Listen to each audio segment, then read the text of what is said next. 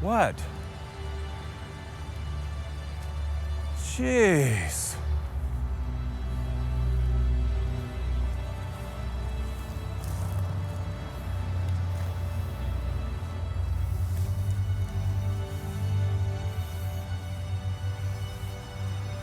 Careful, Dennis. This is a piece of crap, Arnie. Oh, but she could be fixed up. Yeah, she could be real tough.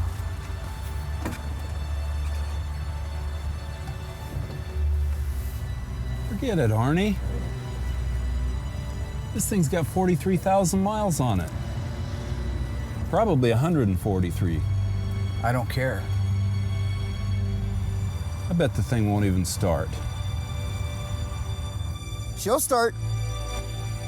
You'll need these.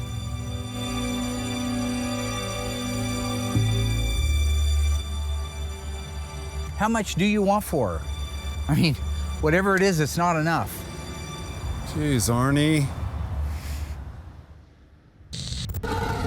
This time on Graveyard Carz, we reveal the complete restoration of our B7 Blue 1970 Challenger RT 446 pack. From paint to drivetrain and the final road test. Witness the transformation of this Challenger RT from a 383 Blue Beauty to a 446 pack B7 Beast. The unburied dead, the unburied dead are coming back to life, coming back to life. Self-proclaimed Mopar master Mark Warman and his protege painter Will Scott get paid to bring Mopar muscle cars back from the dead. They work with Mark's daughter Alyssa and his cousin Dougie. They're willing to travel anywhere to retrieve a customer's car, detailing how it lived its life and how it died. After that, they bring it back to make it look just like it did the day it was born.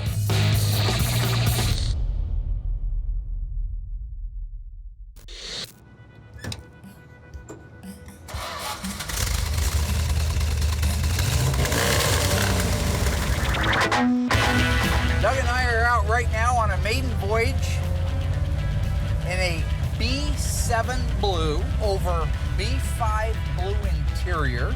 It is a manual transmission that uses the pistol grip shifter. The first two letters of the vehicle identification number are J for Juliet and S for Special.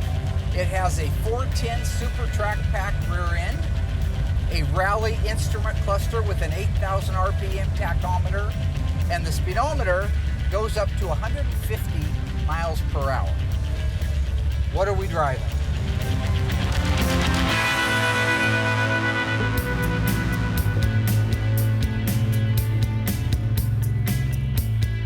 So right now I'm getting ready to get the first coat of color going on a Mente's car. A Mente's car is going B7. It's the first time we've done a B7 car here. So I'm kind of excited to do it because it's a little bit darker than the B5, but both colors are really gorgeous.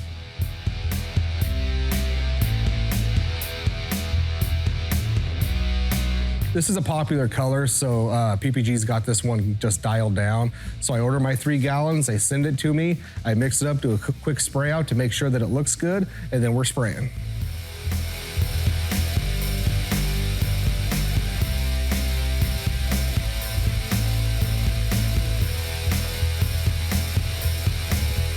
So right now we're getting ready to start the final fit and finish on our 1970 B7 Dodge Challenger.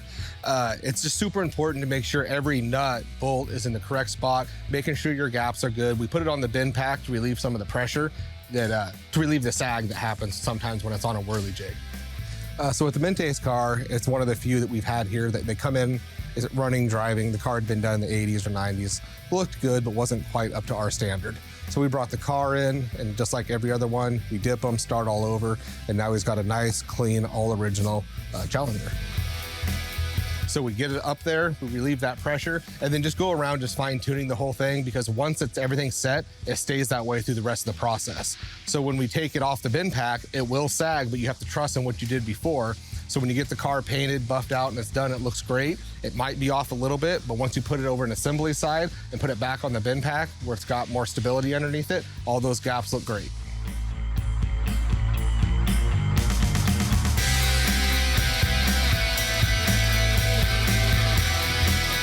We got our first fender hung. Everything looks good, double checked, signed off on, so now it's time to move to the next.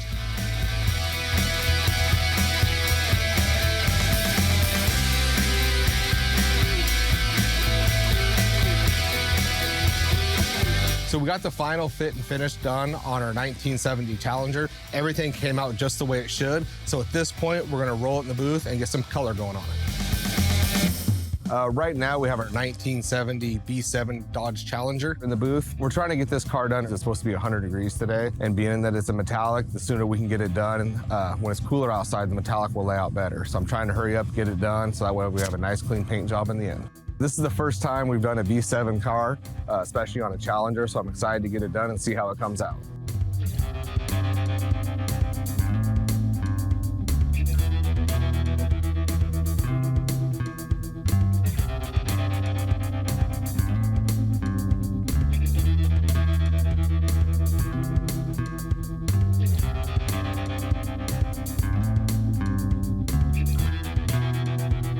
This was kind of a rush job because once it hits 100 degrees, I just can't get that paint to lay down nice. So it was a little bit of a challenge to get it done on a shorter time frame. The color laid down great. We were able to beat the heat, get the clear coat done today.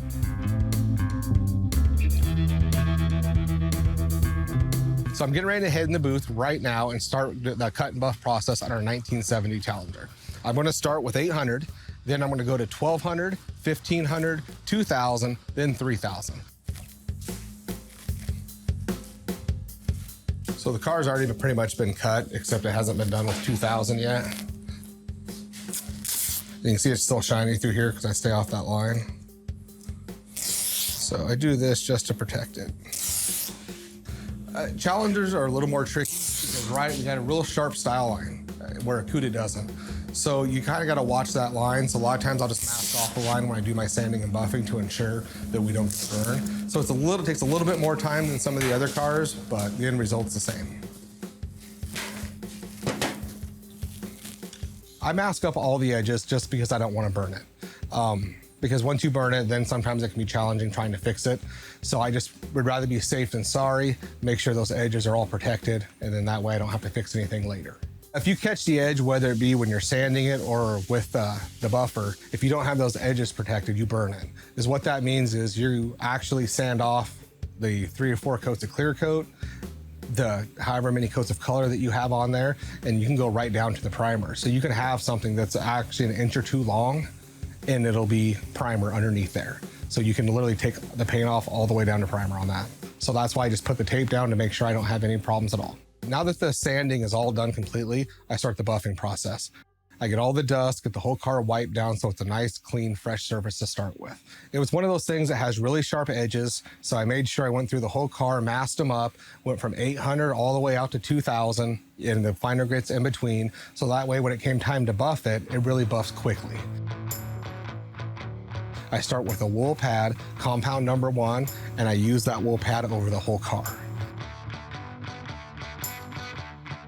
It's the most aggressive. So it'll actually get the shine back a lot quicker than the other pads, but it also can give you the burns really quick. So that's why we just mask it off to make sure that we're good through that phase. So we start very aggressive with the wool pad before we move on to the next.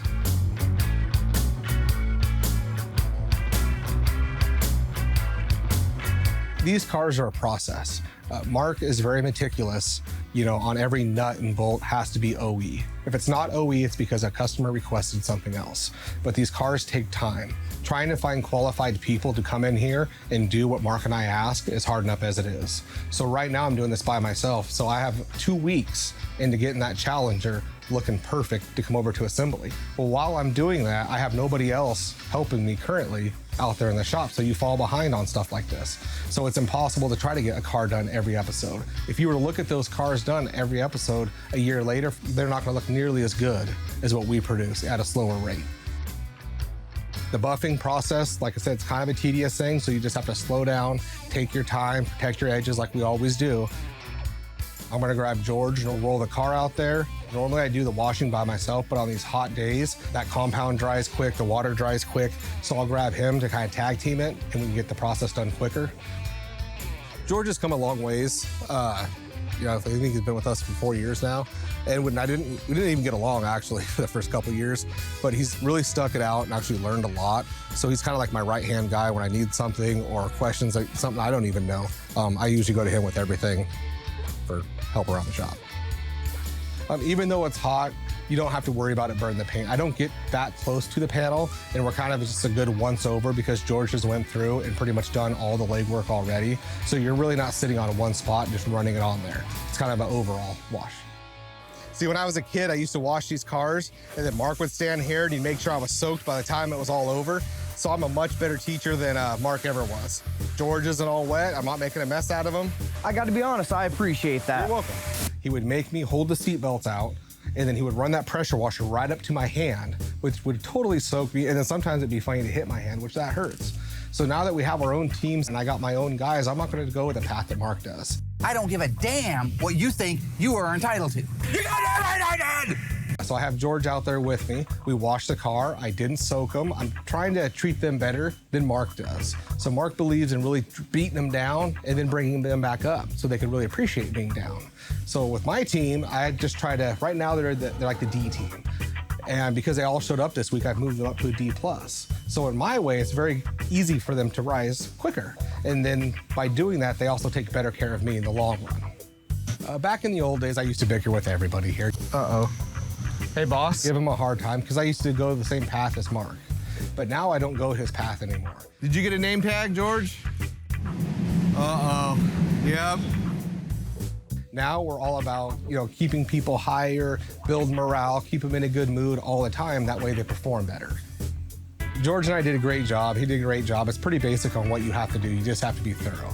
The car is completely washed, looks great, rolled back into the booth, chamois down, and ready for the next process. We've already done the paint work, the cut and buff is done, it's all been washed up and it's completely spotless now. Now is the time where we go in, mask the car up completely, and then start the undercoat process. Not every car gets undercoated.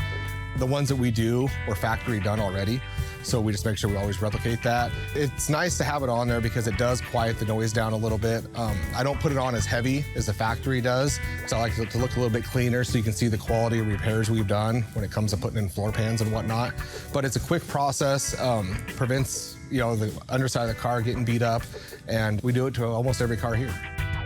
I like the undercoating. I think it looks great and it does serve a purpose. If it was my car particularly, I would want to paint it, but not the factory gray. I would like to see the underside of the car painted just as good as the outside of the car. The undercoating is actually a very quick process. We have a great setup. It allows you to go in there once the car is masked up and just spray. So it's just the most important thing is to make sure you get in all the cracks and crevices, cover the whole entire thing. It takes about 20 minutes to do, and it does take a good week or two to actually fully dry.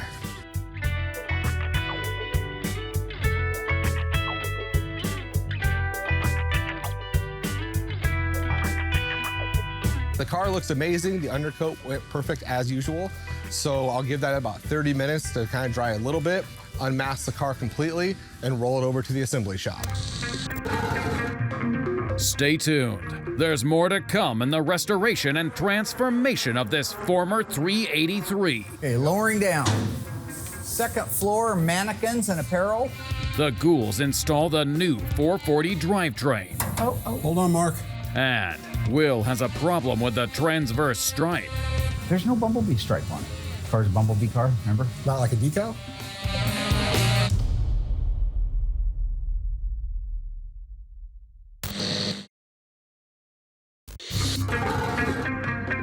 Our graveyard is filled with classic Mopar muscle, the prized possessions of hard-working Americans. Most people saved up and waited to get their dream car. Something sporty, glamorous, exciting, and available on their budget. Big enough to be comfortable, not a subcompact, and a broad choice of equipment to meet their specific needs. They were eager to purchase the Sport Compact that was all new for 1970, the one that offers all new value, the Challenger. This car, awaiting its own restoration, makes the scene like a bolt from the blue. In Dodge tradition, the Challenger is roomier and features many styling options that win over the Mustang, Camaro, and Firebird. The Challenger is the dream come true, making it our corpse of the week.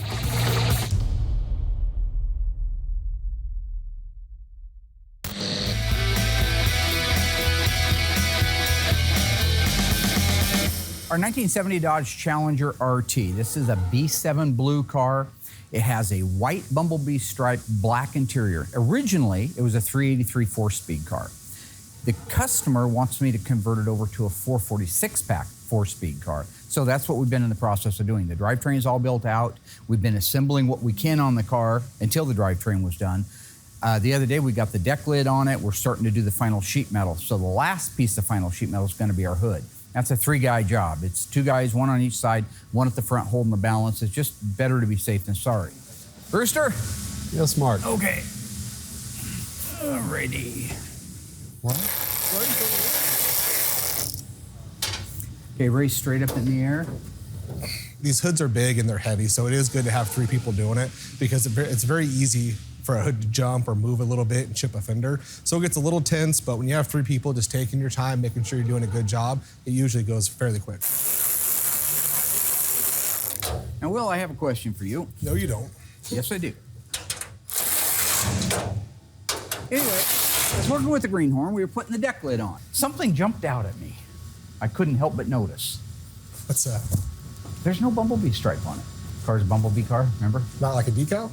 No, it's not like a decal. It's a painted-on stripe. V9W to be specific, because it's supposed to be white.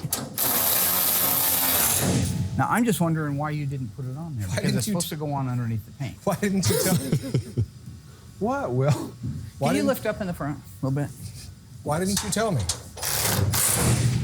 Tell you that it's supposed to get a stripe on it? How am I supposed to know if it gets a painted stripe? Because the same reason every other car, the broadcast sheet hanging on the side of the car. What do you think? There was a guy on the assembly line, handsome guy, looked a little bit like Tom Cruise, running up and down the assembly line telling people, oh, don't forget to put stripe on. Don't forget to put how am I supposed fenders to on. know? That's a build sheet. You just put that Hence on the there. word build. No, I did not. That's been on there since the car went through the metal shop. It's not been on there once, sir. Not one time. You literally just put that on there. Why would I just put that on there? Because it's part of your game. No, there is no game. It's all a game with Okay, you. can we just close the hood? That broadcast sheet, I haven't seen that. He probably literally today printed that up and then threw it on there. Because I had no clue that we were supposed to drop a stripe on it. And those are like things that he, like when he's walking through the shop, say, oh yeah, don't forget or give me a heads up. Because I have no fender tag, I have no broadcast sheet. The only thing I know is it goes B7. I'll have to do a little last minute dial in on it. Push the back edge of that hood down. Yeah, I just got to drop the back of the hinges down a little bit. Okay. The hood looks good. It needs a little bit more tweaking. We leave that for Mark to do. You know, he's a perfectionist at it. He's actually really good at it. So he'll dial this thing in, but color looks great. Everything matches like it should. Looking amazing. Okay, are we done? You're dismissed. Thank you. Will, you're not done. The V9W stripe, as you know. The white stripe. Next time, read the broadcast sheet. Put a broad. There was a broadcast sheet. It was not there. I've done this whole car from start to finish. Listen, I've made mistakes too. I didn't realize at the time I was a greenhorn. I didn't realize that the way they did it was like before the car ever got purple or blue. If it got a Bumblebee stripe on it, they painted the back of the car almost to the front edge of the deck lid. Then they did a reverse mask, masked off the rally stripes, painted the car, pulled it off, and they were done. Okay. So when you run your finger across a factory stripe, if it was brand new, right, what? You wouldn't feel the line. Of course you'd feel the line. No. We're not clear coating over it, it's an enamel paint. Can I finish now? If you ran your finger over it, you would notice that the white paint is lower than the other paint, okay? Because the other paint's on top of it. That would make it higher, okay? In this case, it's going to be reverse. Right. So all I need you to do is keep that millage way, way down. Absolutely. Okay, so at the very leading edge, I want 1 coat of clear. I don't want 3 coats of polyurethane clear. I want 1, and it has to be clean, unlike most paint jobs, so I can get that I can take care down of it. flat. I can take care of it. Now, I will get you the original engineer drawings, if that would help. Sure. You'll have to be able to read. I do. Okay, good. If you couldn't, for some reason, read, Are we done? there's a yellow car out back with a factory bumblebee stripe on it. That'd probably be easier for you than reading all those pesky numbers. 16 this, 8 that. You know what I'm saying? I You got it. see what I mean? So the question is, did I hang the broadcast sheet on the car after the fact? I'm not going to confess to anything. I'm not going to deny anything. Let me ask you this. How can Scooby-Doo talk? Go-kart Mozart checking out the weather chart. What's that? JFK. Nobody's ever going to figure out, you know, what was it Oswald acting alone? Was it the Russians? Was it the mob? You know. What's the question?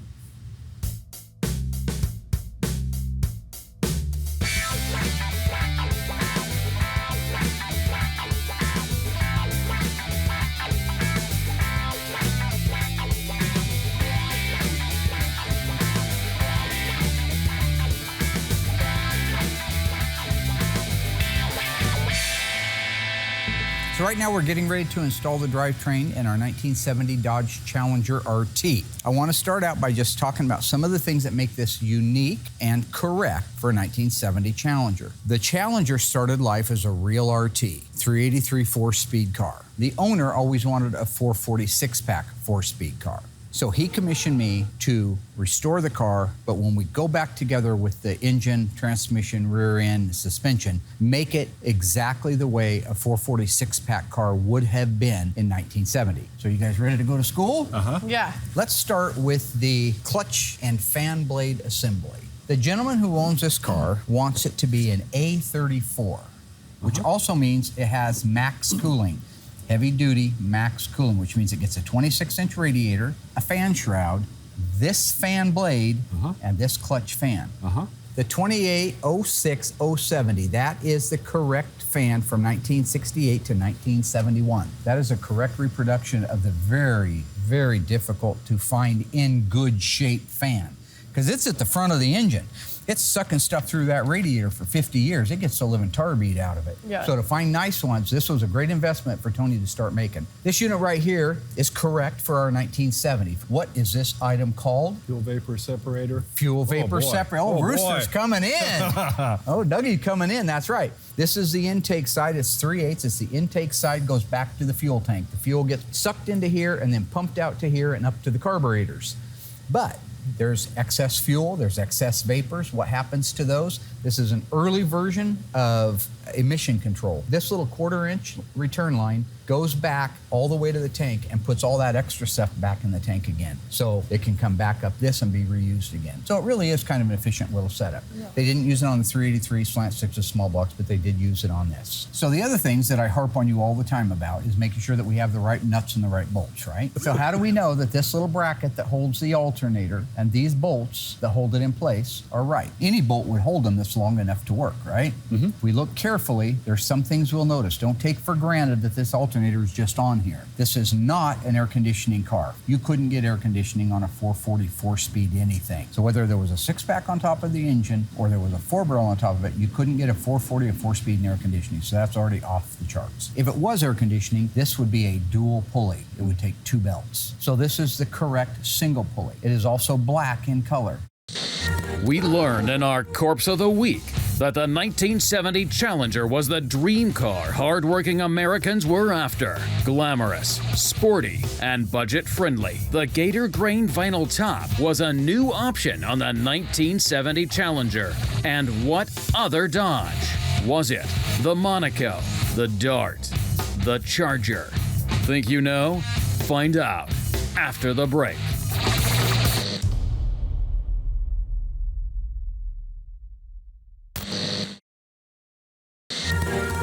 Welcome back, ghouls. We learned that the 1970 Challenger was equipped with many styling options. One option was the new Gator Grain vinyl top. What other Dodge car was available with a new Gator Grain top? If you guessed the Charger, you were right. For Dodge in 1970, the new Gator Grain vinyl top was only available on the Challenger and the Charger.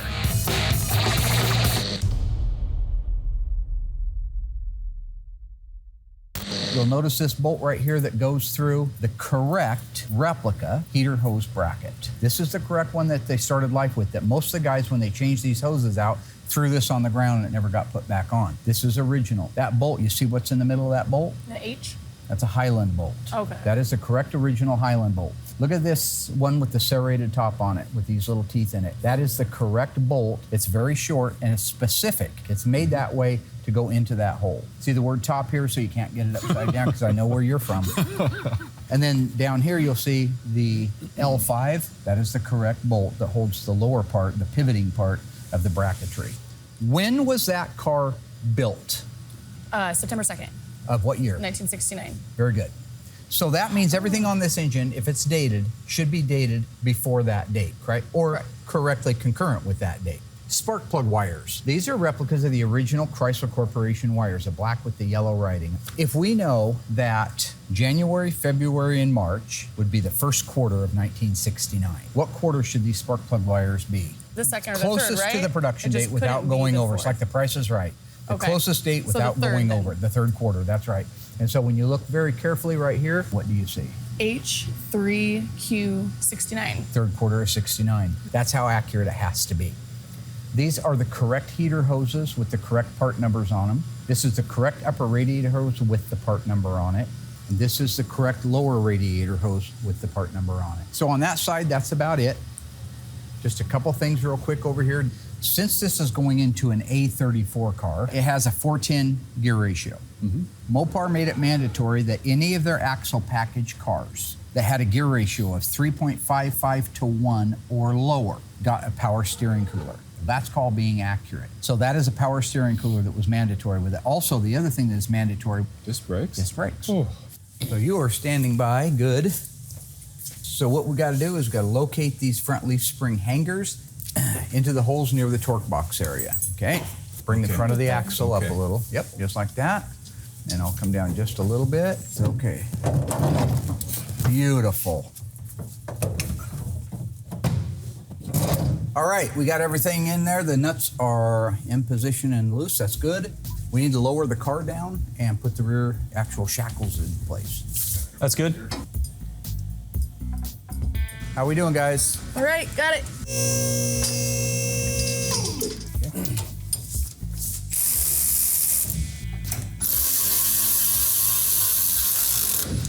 Awesome. Okay, start the nut and the washer, that's all you gotta do.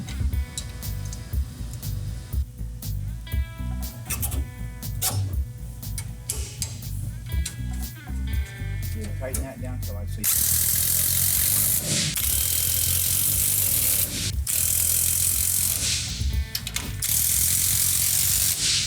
Great. Like it?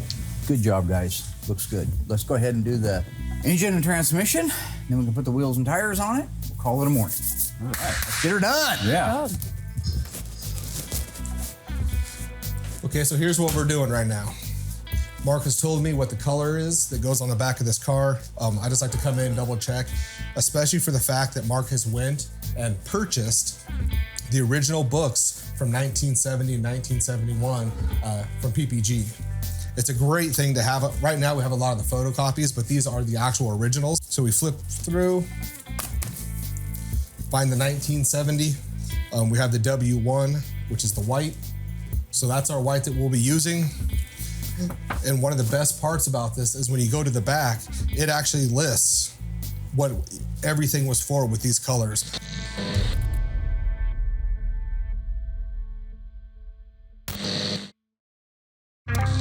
Still to come, the ghouls install the newly built out 440 drivetrain.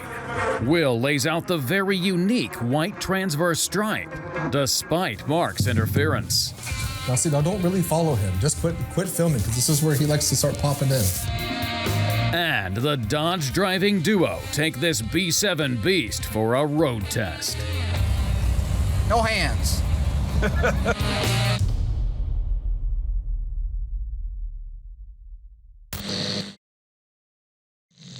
Okay, let's do it. I'm gonna run the hoist. Load her in there. Load her in there. I'm gonna give you the eyeball line. I can usually call it within a millimeter. All right. Can't tell your colors, but apparently measurements. Go this way with the front of it. Oh, my bad. Stop there. We probably could need maybe an inch forward, not much, right there. Usually if this post touches that support, that's about the right forward for it. Okay, lowering down. Second floor, mannequins and apparel. And Okay, we're gonna hit on the passenger side. Kick it over a little bit. Yeah, it can go over about a half an inch. Right there. Okay. did you get that, Pete? Put. Ooh.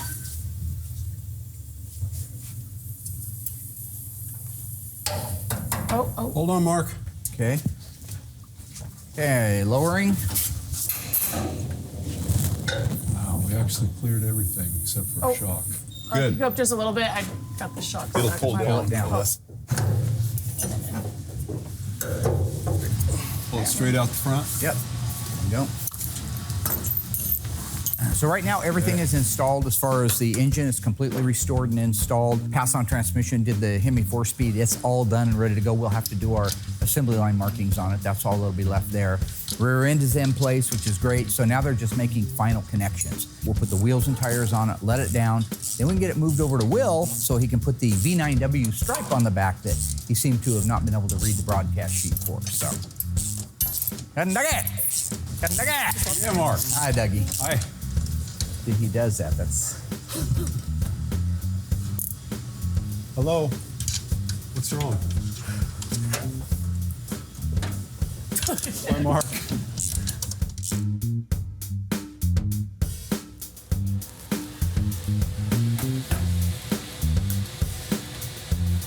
So once we have it all brought up here like we do, we have our amount already put in, 15 ounces. You just go to label.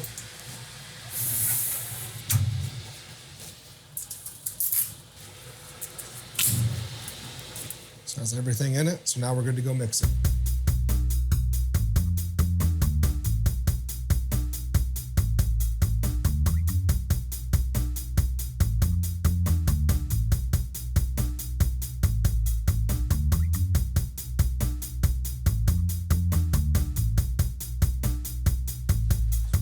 Right now, we're getting ready to lay the stripe out on this. It was supposed to be done ahead of time, but Mark hid the build sheet from me, so I had no clue that it got a stripe.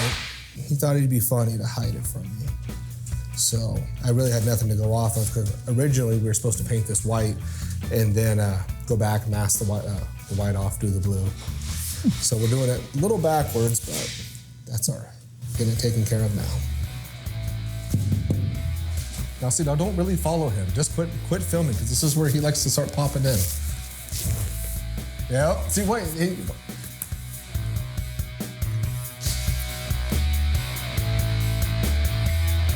This color is Spinnaker white, and the paint code is W1. It's a creamy white.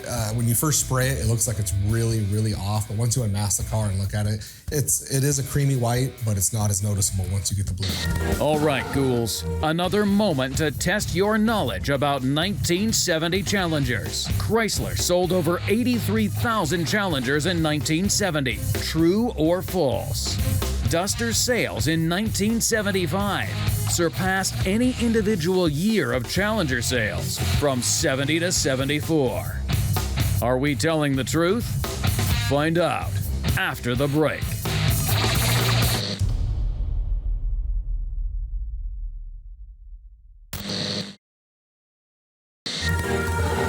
Welcome back, ghouls. Chrysler sold over 83,000 Challengers in 1970, but we claim that Duster sales in 1975 surpassed any individual year of Challenger sales from 70 to 74. Are we telling the truth? Yes, we are. Duster sales beat out any individual year of Challenger sales from 70 to 74.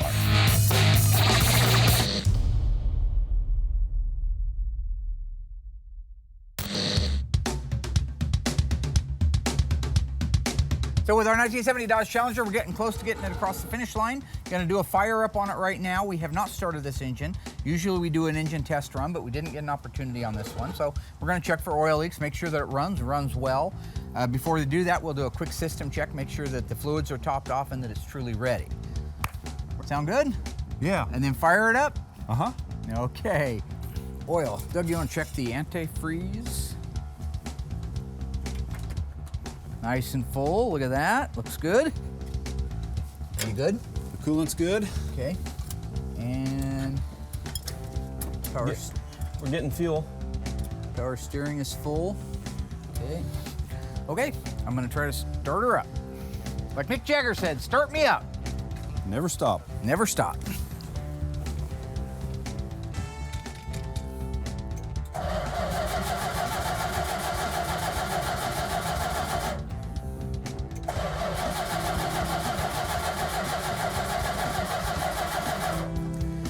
Okay, go ahead and hook the coil up.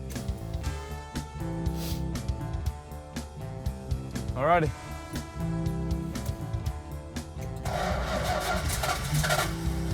Sounds better. Yeah. Almost.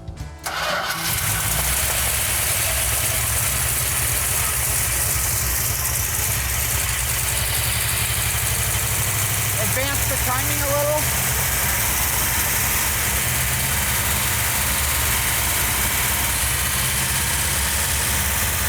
A little more timing.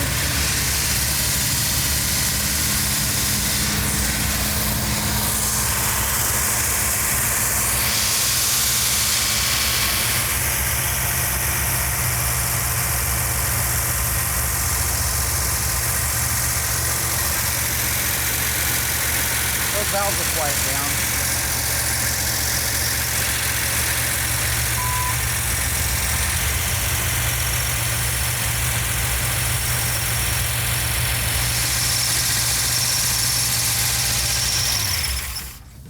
All 3 gauges pegged, and it hasn't ran long enough to do that. So we have something inside there on the wiring that's not right. Yeah. Probably, it could be the CVR, the constant voltage regulator, stuck wide open. Okay. You run it very long like that and it'll cook those gauges. Gotcha. But the engine runs good, that's very important. I want you to check the CVR inside there. Okay. If we can get that fixed, we'll fire it back up, top off the radiator, check all the fluid levels, we'll be able to go on a road test. But that thing sounded good, sounded nice. Good, right, Rooster? Yeah. Nice, huh? Love it. Hey, got a little dance in you? A dance? Hey, do your Frankenstein from the old days. Like this? No, that's not the Frankenstein, man. I was doing all my stuff out on the dance floor, you know. I was moving and I was doing that, and I did the rope turn and the teapot. Yeah. And then walk like an Egyptian.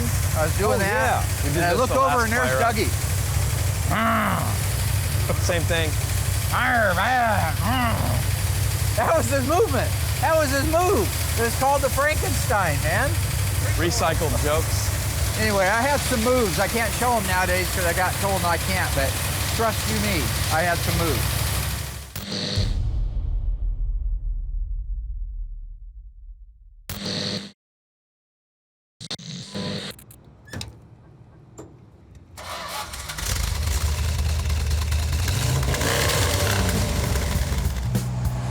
So Doug and I are out on our maiden voyage in the 70 Challenger RT 440 6-pack 4-speed. This is a tribute car, originally a 383 Magnum, but we made it into a 440 6-pack because that's what the owner wanted.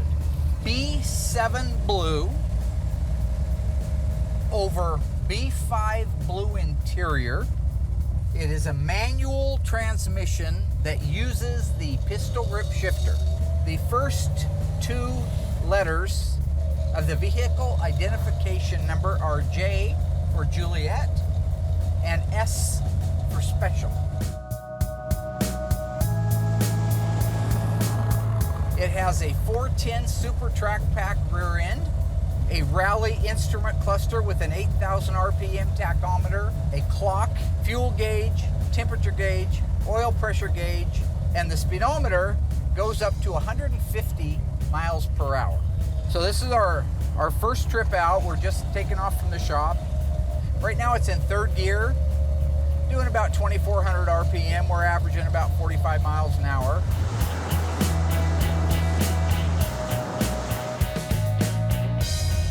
feels good. See how it pulls here. This is a 3rd gear pull.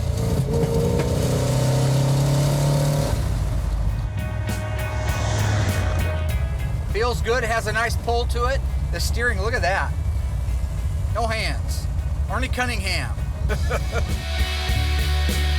This car was also a manual steering car that we converted over to power steering. How's it feel? It feels nice. Oh, wow. Power Power disc brakes, which are mandatory and standard, if you will, with the A34. What's the A34, Doug? What? L31s? That's turn signal indicators. It What's the doesn't have- what's the A34 axle package give us? 410 Dana? That's right. And what front brakes are standard with the 410 Super Track pack? Disc. Manual or power? Power. That's right. That's right, old Dougie coming out of the gate strong now. Doing good. Car feels good. Yeah. Feels nice. We got dual outside mirrors, G36. Wow. These are painted body color. Yep. Sounds good. Does. 1,350 CFM, cubic feet per minute of airflow through the 3 2-barrel Holley carburetors from the factory.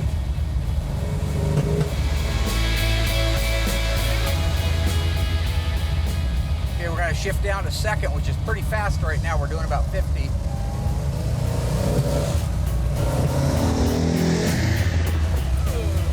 Wow.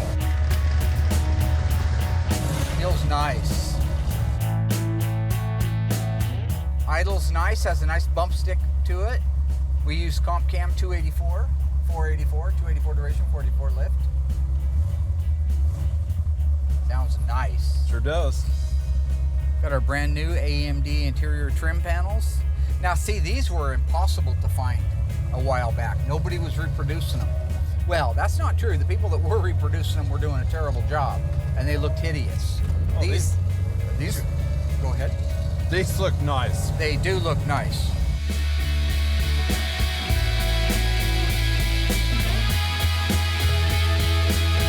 Wow, this drives nice, doesn't it?